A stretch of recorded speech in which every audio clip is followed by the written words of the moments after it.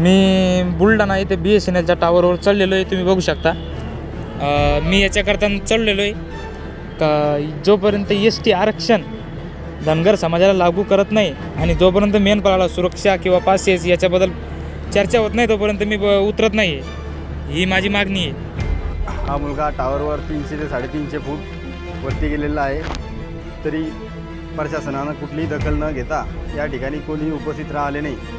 तर पोलीस कर्मचारी या ठिकाणी उपस्थित राहिले आणि कोणीही गैरसमज करू नये की सोनाजी हा विनाकारण वर चढला म्हणून, की सोनाजी हा समाजाच्या भावना लक्षात घेऊन आणि समाजाला न्याय देण्यासाठी वरती गेलेला आहे आणि समाजावर वारंवार अन्याय होत गेले, त्यामुळेच तो वरती गेला।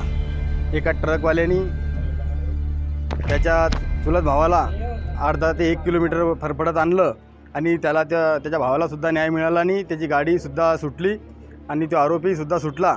आणि शासन प्रशासन आम्ही वारंवार निवेदन देऊनसुद्धा तो सोनाजी पिसाळ हा आमच्या वारंवार सोबत असतो।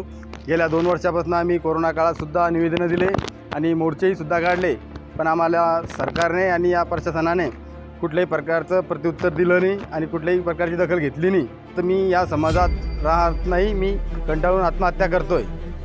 पण त्याला मी सांगितलं की आता तू काही टेन्शन घेऊ नको, आम्ही सर्व समाज बांधव तुझ्यासोबत आहे आणि ऑल इंडिया मल्हार नवयुवक सेनासुद्धा तुझ्यासोबत आहे आणि सर्व त्याच्या गावातील आणि जिल्ह्यातील आणि महाराष्ट्रातील सर्व समाज बांधव त्याच्यासोबत आहे।